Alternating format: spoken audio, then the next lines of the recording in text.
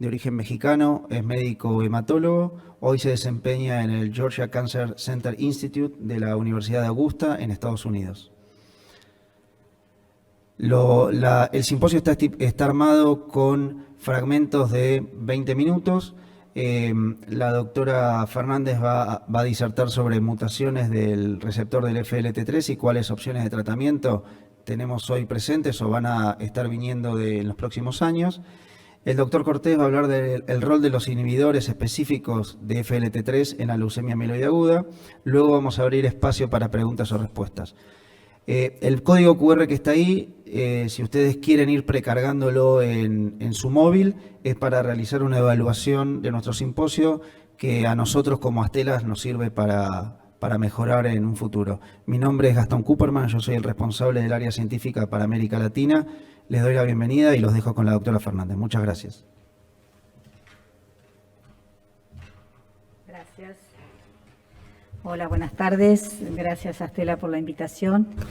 Vamos a hablar de un tema muy interesante que es la presencia de leucemia mieloblástica aguda con la mutación del FLT3.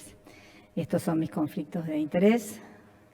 Como todos sabemos, la leucemia mieloblástica aguda requiere para el tratamiento de la morfología, de la citometría de flujo, de técnicas genéticas como el FISH, citogenéticos y hoy día una de las cosas más importantes, pero no la única, que es el perfil de mutaciones referentes a la leucemia mieloblástica aguda. Esto nos permite estratificar a los pacientes en riesgos, o sea, nos van a permitir a su vez poder digitar el tratamiento que queremos en base a la estratificación, si podemos utilizar drogas targets o no, y después nos va a permitir evaluar la respuesta al tratamiento, lo que llamamos hoy día la enfermedad residual medible. Sí o sí necesitamos de todas estas técnicas que hablábamos anteriormente y una de las cosas importantes son los tiempos. Sabemos que hoy día quizás la única leucemia mieloblástica aguda es la promielocítica como una urgencia médica. El resto de las leucemias nos permiten esperar los tiempos de los resultados, principalmente de algunos de los estados mutacionales, para poder decidir la terapéutica a seguir. Obviamente en nuestro país tenemos pocas posibilidades, solamente esperar el FLT3 para ver el tipo de tratamiento que podemos instituir.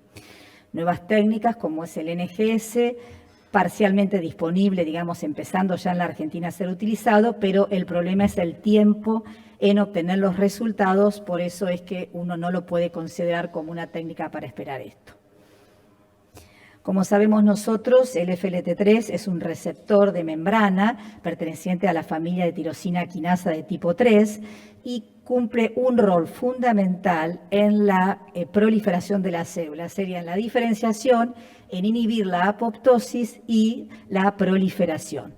Por lo tanto, las mutaciones que se están asociadas, las más comunes, son dos tipos de mutaciones. La del FLT3-ITD, que representa el 20 al 25% de la incidencia de las leucemias agudas, o sea, es una incidencia bastante alta, y el FLT3-TKD, que representa del 5 al 10%. O sea, que esta mutación está presente en la leucemia mieloblástica aguda en aparentemente el 30% de los pacientes. Como era fundamental su función en la regulación, en la proliferación, cuando se producen las mutaciones, esta enfermedad se asocia generalmente a leucocitosis con un alto porcentaje de blastos en la médula ósea y en la sangre periférica. O sea, es una enfermedad altamente proliferativa, principalmente asociada al FLT3-ITD. Se asocia también a alteraciones genéticas, muchas veces a un cariotipo normal, o sea, diploide. Se asocia también a la mutación del NPM1, a otras translocaciones como el CEL69 o la 1517. Y una cosa importante es que puede estar como un subclon, o sea, que pueden aparecer, digamos, no aparecer virtualmente, digamos, en el diagnóstico y puede reaparecer en la recaída. O sea, es importante solicitar esta mutación tanto al diagnóstico como a la recaída de los pacientes. La mutación del ITD es una mutación que está, disrumpe ese efecto que tiene normal el FLT3, el receptor del FLT3, y lleva a una proliferación constante, independiente del ligando, como vemos acá, que vemos que esta sería la unión, la forma activa, y entonces se produce como una disrupción y constitutivamente activa empiezan a actuar. Lo mismo para los TKD, que están en otros sitios, en lo que llaman loop o el rulo este de acá, que llevan a una activación constitutivamente activa de la mutación.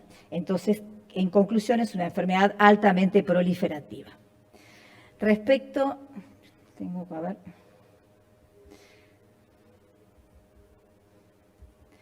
Disculpa, se ven diferentes, ¿no? Ahí algo pasa. Yo acá tengo una y ahí tengo la otra. A ver si la marco. Ahí está, perdón. Me queda como diferente, no sé por qué. Bueno, no importa. La cosa es que esta mutación del FLT3 ITD y la TKD están como estratificados por riesgos de acuerdo a la Europea Leukemia Net. El FLT3 ITD tiene diferentes características, o sea, grupos de riesgos de acuerdo a la asociación con lo que llamamos el ratio, o sea que sería la masa tumoral, y si está asociada o no a otras mutaciones. El FLT3-TKD, que no se sabe muy bien hoy día cuál es el pronóstico, no está evaluado por la Europea Leukemia Net como factores de riesgo. Dentro del factor de riesgo favorable, sabemos que aquellos pacientes que tienen FLT3 con un bajo ratio y tienen el MPM1 mutado son de riesgo favorables. Los de riesgos intermedios son los que tienen el FLT3 mutado con un alto, digamos, con un NPM1 mutado, y si es de riesgo de, digamos, NPM1 ausente, pero el FLT3 de bajo riesgo, estos son de riesgo intermedio. Y si no se asocia a otras alteraciones como el NPM1 y es de alto ratio el FLT3, queda como un riesgo citogenético adverso. También puede estar asociado a otras mutaciones de alto riesgo. Entonces, las características del FLT3 ITD va a depender de qué asociaciones tiene. Si tiene el MPM1 wild type, o sea que no está mutado, si tiene un alto ratio alético, que en este caso sería más de 0.5, si tiene otras alteraciones genéticas como es la 6-9 o el RUX1 mutado o el DNMT3A mutado, esto haría que es una enfermedad de alto riesgo. Y esto lo podemos comprobar en esta curva que vemos acá, donde sirve de ejemplo para ver que el paciente que tiene el MPM1 mutado y no tiene el DNMT, tiene el pronóstico, digamos, de mejor pronóstico que si el paciente tiene NPM1 mutado, FLT3, pero tiene el DNM mutado. Entonces, esto le adquiere al paciente un alto riesgo, mayor agresividad. ¿Qué es entonces los inhibidores de FLT3, que serían las drogas que vamos a evaluar hoy para tratamiento de los pacientes con LMA que tienen el FLT3 mutado?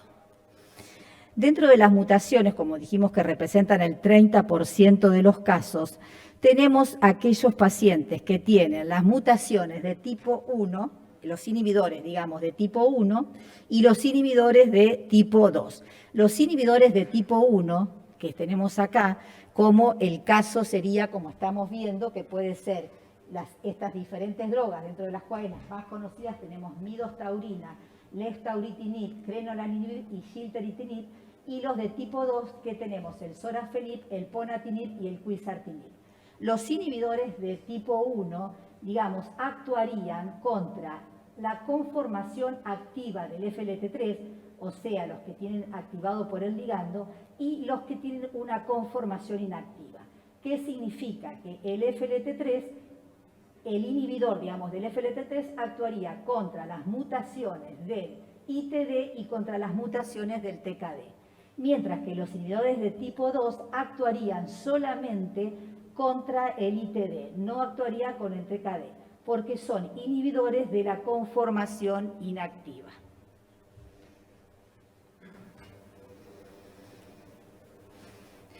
Una de las cosas importantes también, perdón, pero veo mejor de acá, es la potencia y la selectividad de estos inhibidores. Como dijimos anteriormente, los de tipo 1 son activos contra TKD también, mientras que los del tipo 2 son resistentes al TKD. Los de primera generación sería midostaurin, sorafenib, y de segunda generación sería quizartinib, fenolanib y gilteritinib.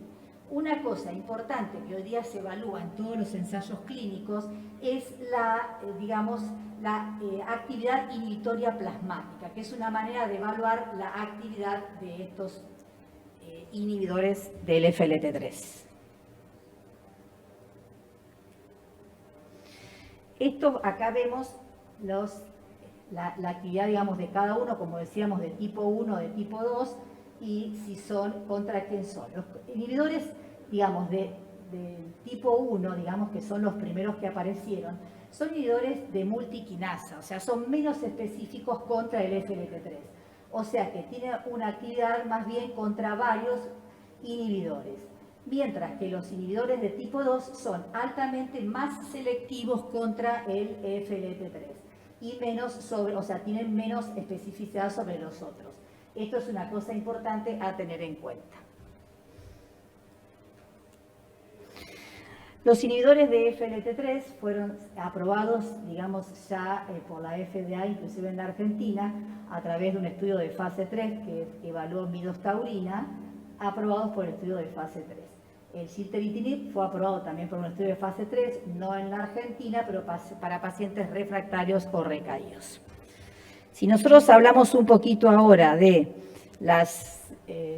digamos, de cómo ha ido evolucionando los pacientes desde que nosotros conocemos el estado de las mutaciones, estos han ido mejorando, digamos, a partir de las décadas, en forma importante. Acá esto es previo, digamos, porque estamos en 2014, previo a los inhibidores del FLT3. Y esto nosotros vemos que han mejorado, posiblemente ha mejorado por las estrategias de tratamiento, digamos, de soporte que tenemos y por el uso del trasplante alogeneico, pero no aún por los inhibidores del FLT3. Esto acá repasamos que, perdón, 2000, disculpas, pero algo. Bueno, me falta una, acá, perdón.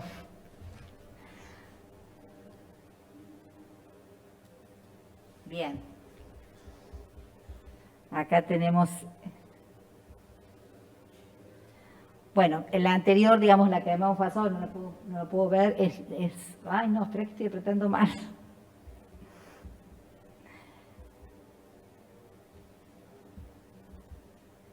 Próxima, bueno, no importa. La otra era lo mismo, que en el 2017 fue aprobada la midostaurina en Estados Unidos y el gilteritinib fue aprobado en el 2018.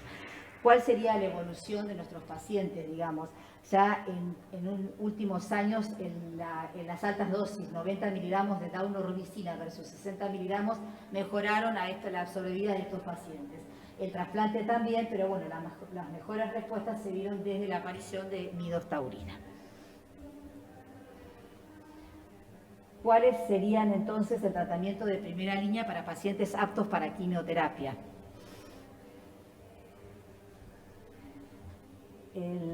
Desde la era, digamos, apareció en el año 2017 la publicación por Stone en el New England, que es el trabajo del Ratify, que es el trabajo por el cual se aprobó midostaurina. Se vieron los beneficios de adicionar la midostaurina a quimioterapia intensivas en los pacientes que tenían el FLT3 mutado. Estos pacientes, comparados con placebo, los porcentajes de remisiones completas fueron semejantes. La mediana de edad fue de 47 años, o sea que son pacientes jóvenes, y un alto porcentaje de pacientes tenían TKD. El TKD, como dijimos anteriormente, tiene un pronóstico que no se sabe, pero no sería un pronóstico adverso hasta ahora, que es lo que se conoce. Entonces, quizás esto puede haber sucedido porque los pacientes tenían tiempos de ser ingresados al protocolo. Si nosotros vemos la curva de sobrevida, tenemos que midostaurina fueron 47 meses versus 25 meses. O sea, fue significativamente superior el uso de midostaurina contra el placebo. A 4 años esto es más o menos de 67 a 44%, que da una proporción de 7.4 meses, o sea que es una cosa importante, pero no es, digamos, tan amplia la diferencia. Nosotros vemos que en el subgrupo de pacientes, digamos, la midostaurina favoreció a todos los subgrupos. tanto en pacientes con ITD con ratio alto, pacientes con ITD con ratio bajo o pacientes con TKD. O sea que todos los pacientes fueron beneficiados con el uso de midostaurina. Respecto al trasplante, que era una de las cosas que no estaba programada, los investigadores podían los pacientes ser sometidos a trasplantes de acuerdo a lo que indicaba el investigador, pero vieron que un subgrupo de pacientes, que representó un grupo importante porque es el 57% de los pacientes, que habían logrado primera remisión completa con midostaurinas y fueron trasplantados, estaban, digamos, la sobrevida fue mucho mejor en este subgrupo de pacientes. ¿Por qué? Y se aduce que posiblemente la midostaurina actúa y produce remisiones profundas en forma mucho más temprana. Cuando nosotros evaluamos el impacto de acuerdo a los diferentes grupos de la European Leukemia Net, vemos que los pacientes de riesgo favorable, de riesgo adverso o de riesgo intermedio, todos fueron favorecidos por el uso de midostaurina. O sea, la midostaurina benefició a todos los pacientes en este grupo de acuerdo a la European Leukemia Net. Cuando vemos su relación con el trasplante, vemos que los pacientes que se sometieron a trasplante y no usaron midostaurina tenían algo de diferencia, pero los pacientes que se sometieron a trasplantes y sí usaron midostaurina, no hubo diferencias en este grupo de riesgo favorable. Los pacientes de riesgo intermedio que usaron midostaurina y se trasplantaron, hay como una tendencia, pero no es una diferencia, digamos, tan evidente. Sí, la diferencia importante estuvo en aquellos pacientes que fueron sometidos a trasplantes y usaron midostaurina. Ahí realmente la diferencia es importante. La pregunta es, ¿qué pasa con estos pacientes? Si hay un subgrupo de pacientes que sí uno debería trasplantar o no, en los de riesgo intermedio, que es la pregunta que se hace el mundo hoy, y no hay ninguna duda en los pacientes de riesgo adverso. ¿Cuál sería el tratamiento de primera línea para los pacientes que no son aptos para quimioterapia intensiva? La European Leukemia Net involucra a estos pacientes que son no aptos mayores de 60 o son unfit, la incorporación de venetoclax con hipometilantes o con ARA-C, y también incorporó en algo que es off-label y no aprobado en ningún lugar, que son los hipometilantes con sorafenib. No está incluido a hoy día, dicen que está por salir, según el doctor Daber, va ya a incorporar la midostaurina en este tipo de pacientes. Pero, digamos, es una cosa a tener en cuenta que no están incorporando los inhibidores de tirosina quinasas aprobados. El trabajo de la doctora Dinardo, que todos conocemos, ven los pacientes, digamos, el VIALE-A, donde los porcentajes, cuando sumaron a todos los pacientes, incluyendo los pacientes que eran FLT3, ITD y TKD, observaron que los porcentajes de remisiones completas son bastante importantes, cercanos al 70%. Remisión completa total o remisión completa indeterminada. O sea que los resultados son bastante buenos. Cuando comparan los pacientes con FLT3 y TD, ellos observaron que tenían tasas de respuestas y sobrevida global semejante a los pacientes que tenían, digamos, de la población general, que estaban todos incluidos FLT3 o no FLT3. Pero observaron que los pacientes con FLT3 TKD parece que les va mejor, digamos, una diferencia de 11.5 versus 19 meses. O sea que el grupo de pacientes quizás serían los más beneficiados con el uso de AZA-VEN. Entonces, un poco sería que estos pacientes que no son aptos para quimioterapia, podemos usar AZA-VEN, pero que todavía los resultados podrían llegar a mejorarlos. Entonces, acá es donde aparecen las guidelines del 2021, donde se deberían incorporar a estos pacientes los inhibidores del FLT3. O sea, estamos hablando de lo que llamamos hoy día triplete. No actualmente autorizado, digamos, o todavía no está permitido su uso. Hay muchos trabajos que ya están en ongoing, donde se ven, digamos, los beneficios de sumarle el inhibidor del FLT3, pero el problema aún día son las toxicidades. ¿Cuál sería el rol del mantenimiento post-consolidación o post-trasplante alogenético? Y acá vemos los estudios del RATIFY no fueron lo suficientemente robustos como para demostrar que midostaurina era mejor que placebo en el mantenimiento. Ah, puede ser. Bueno, perfecto. Disculpas.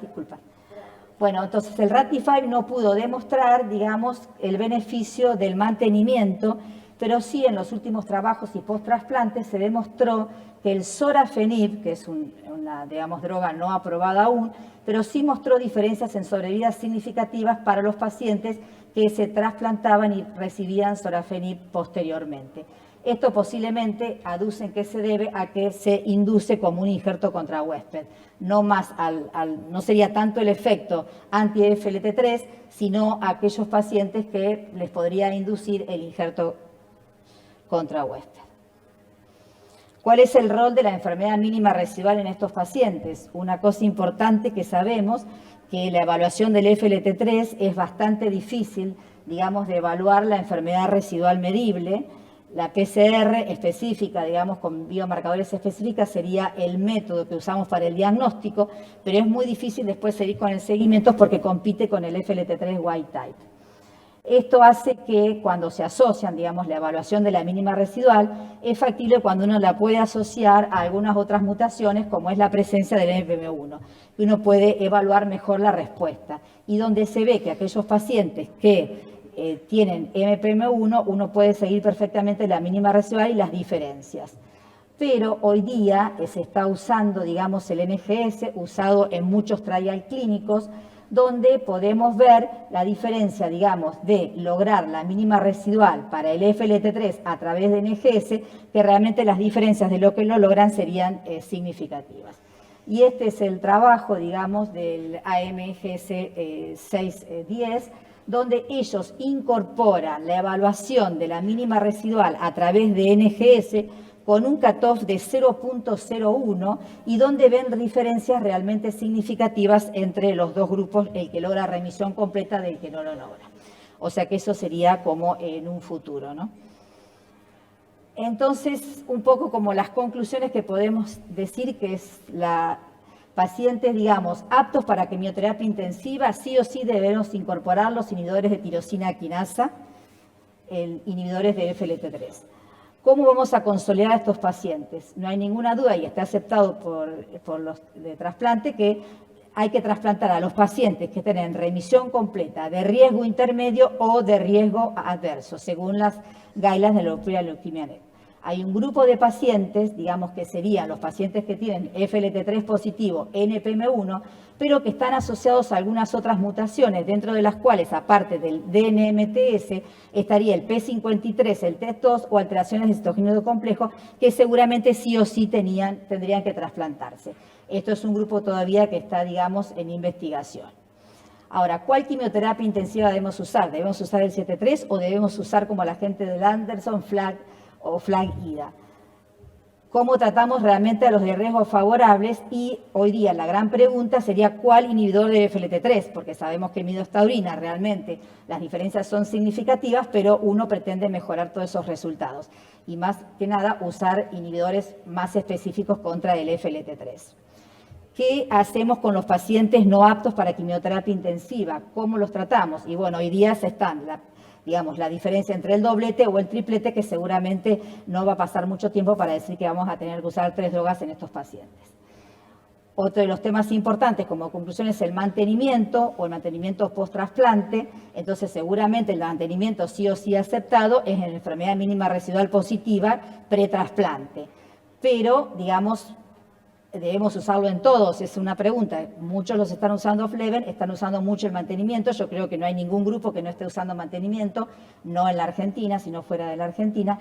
Pero, ¿cuál es la duración del mantenimiento? Y todo lo relacionado con estas cosas del mantenimiento, las toxicidades, el uso, el costo y, bueno, todas las cosas que conllevan todo eso. Entonces, un poco resumiendo, el tratamiento del LMA en 2021, aparte de la evaluación, digamos, de las características del paciente, el perfil mutacional, aquellos aptos para quimioterapia, sí o sí tenemos que incorporar los inhibidores de mutación de tirosina quinasa, o sea, anti-FLT3, y los que pueden tienen que ser trasplantados y evaluar el mantenimiento. En los pacientes que son no aptos para quimioterapia intensiva, debemos usar hipometilantes con venetoclax y evaluar la posibilidad de sumarle el inhibidor de FLT3. algún grupo de estos pacientes pueden ser seleccionados para trasplantarlos y evaluar el mantenimiento. Bueno, muchas gracias. Insistimos en trabajar en equipo, que es fundamental para poder tener buenos resultados, y participar en grupos cooperativos. Muchas gracias.